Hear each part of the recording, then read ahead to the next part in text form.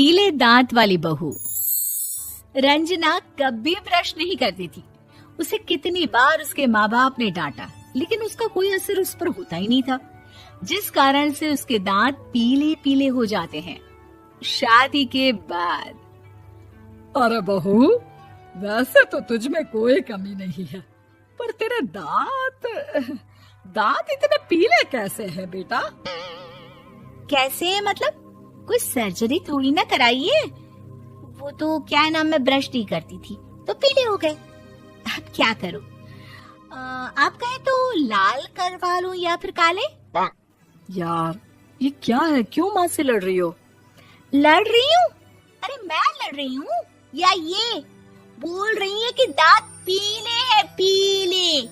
अरे तपस्या थोड़ी ना की है इन्हें पीले करने के लिए। बकायदा ब्रश नहीं किया है 20 साल तक, तब जाकर। छी, कैसी बात कर रही हो? ये उस वक्त तो पीले नहीं थे जब हम लोग तुम्हें देखने आए थे। अरे तब साफ करवा लिया होगा डेंटिस्ट के पास जाकर।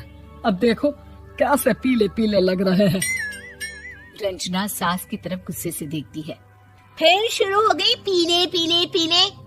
अरे पीले तो तब भी थे जब मेरे हाथ का रसगुल्ला उड़ा उड़ा कर खा रही थी और बोल रही थी, लड़की नहीं गुणों का खजाना दे रहे भाई साहब आप। खैर, अब वो लोग करते भी तो क्या करते, पीले दांत वाली बहू पल्ले पड़ी थी तो झेलना तो था ही। एक दिन कीर्तन में रंजना गाना गा रही थी। अरे कमला बहन, माँ का द्वार है, यहाँ तो सब शुद्ध होकर आते हैं, फिर अपनी बहू को ब्रश भी नहीं करवाती तुम। दूर से पीले पीले दांत भक्ति में बाधा उत्पन्न कर रहे हैं। अरे कोई 2 साल के बच्चे थोड़ी ना लेकर आई हूँ मैं बहू बनाकर। अच्छी खासी लड़की है, अरे कैसे करवाऊं ब्रश? ये तो उसे खुद करना चाहिए ना। अब माँ बाप तो इसके जैसे तैसे निपटा दिए, ये नहीं सोचा कि सास कैसे संभालेगी। सास बहू को लेकर घर आ जाती है, लेकिन सोच लेती है कि अब इसे लेकर कहीं नहीं जाएगी। अगले रोज बहू कहती है, अरे क्या हो गया, मंदिर नहीं जाना क्या? कीर्तन का वक्त हो रहा है। मेरी मधुर वाणी से कान्हा जी जागते हैं और सोते हैं। आप तो जानती है ना उनकी भक्ति में कितना मन लगता है मेरा। वो क्या है ना, तबीयत ठीक नहीं लग रही है मेरी, आराम करूंगी मैं। तबीयत ठीक नहीं लग रही? अभी तो मिथुन के गाने पर नाच रही थी आप, और अब बोल रही है कि तबीयत ठीक नहीं लग रही। अरे भक्ति में मन लगा लो सासू माँ, ऊपर जाना है, क्या मुंह दिखाओगी आप? हाँ? सास को बहू की बात पर गुस्सा आ जाता है। मैं क्या मुंह दिखाऊंगी, इसकी चिंता तो ना कर, समझी? अपने मुंह की चिंता कर, जो ये पीले पीले दांत लेकर हर जगह पहुंच जाती है। पता है लोग कितना मजाक बनाते हैं। ना जी ना, मैं नहीं जाना कहीं तेरे साथ। तो ये बात है। कोई ना, मत जाओ, मैं अपने कमरे में ही बैठकर भक्ति कर लूंगी। ऊपर वाला दांत थोड़ी ना देखता है, मन देखता है, भावना देखता है। और अरे बस बस, तू सब कुछ दिखा, बस ये सफेद चमकदार दांत ना दिखाना किसी को, है? जा यहाँ से। बहू को सास की बात का कोई फर्क नहीं पड़ता, वो तो जैसी थी वैसी ही रह जाती है। सुबह नहाकर किचन में खाना बनाना, फिर खाना खाना, कीर्तन भजन करना और सो जाना। एक दिन, माँ जी मैं सहेली के घर जा रही हूँ, शाम को लेट आऊंगी। हाँ, तो जाना, मैंने कौन सा तेरी आरती करनी है घर पर बैठकर। रंजना सहेली के घर जाती है, जहाँ वो पार्टी में जाने की तैयारी कर रही होती है। अरे शिखा, कहाँ जाने की तैयारी कर रही है? मैं गलत वक्त पर आ गई क्या? अरे नहीं यार, उल्टा सही वक्त पर आई है। मैंने ये साड़ी और ज्वेलरी निकाली है यार, शाम को इनके ऑफिस की एक पार्टी में जाना है। बताना कैसा लग रहा है ये सब?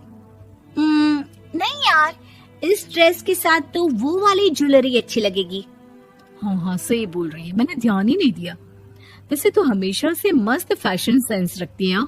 तो बड़ा जाती होगी ना पति के साथ पार्टी में। रंजना कुछ नहीं बोलती, बस सोचती है कि यार काश ये बात सही हो जाती, पर मैं क्यों नहीं जाती पार्टी में? क्या इन लोगों की कोई पार्टी होती नहीं होगी? रंजना घर आती है और रात में पति से सवाल करती है, एक बात बताइए, आप मुझे किसी पार्टी में क्यों नहीं ले जाते? क्या आपकी यहाँ ऑफिस में पार्टी नहीं होती? पति बेचारा क्या कहता कि दांत पीले हैं तुम्हारे इसलिए। अरे कोई पार्टी होती नहीं हम लोगों के ऑफिस में, तो कहाँ से लेकर जाऊं? और मार्केट, मॉल, कहीं वीकेंड घूमना, कहीं तो।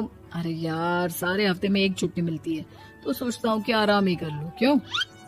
रंजना मन मार के रह जाती है। पहले कभी सास के साथ मंदिर जाया करती थी, लेकिन वो भी सास ने ले जाना बंद कर दिया। घर बैठी बैठी रंजना बोर हो जाती है।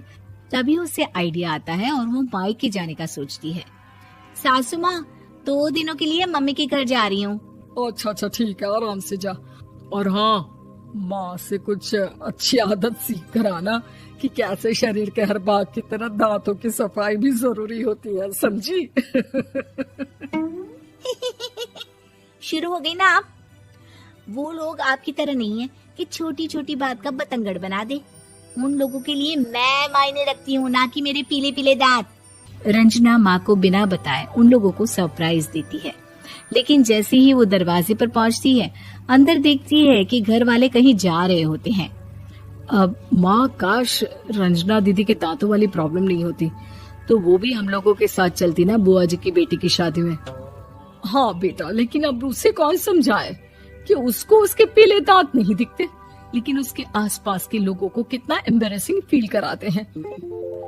मुझे तो कितनी बार उसके स्कूल की टीचर ने शिकायत की कि उसके साथ कोई लड़की बैठना भी नहीं चाहती, और ना ही कॉलेज में कोई उससे बात करना चाहता था। लेकिन पता नहीं क्यों उसे ये बात समझ में ही नहीं आती। कोई कमी नहीं है उस लड़की में, बस यही कि दांत पीले हैं। वो तो भला हो जीजा जी और उनकी माँ का, जो दीदी को जैसी है वैसे ही रखा हुआ है। रंजना को अपने घर वालों की बात सुनकर बहुत दुख होता है। वो सोचती है कि वो क्या करे, लेकिन फिर वो सीधा डेंटिस्ट के पास जाती है, अपने दांत चमकाती है और कसम खाती है कि वो रोज ब्रश करेगी। अरे क्या हो गया? तुम तो 2 दिनों के लिए गई थी ना, पर कोई ना, अच्छा है, चलो आ गई तो। रंजना सास के सामने आकर खड़ी हो जाती है और पूरी स्माइल करती है, उसके चमकदार दांतों को दिखाती हुई। है? चले मंदिर।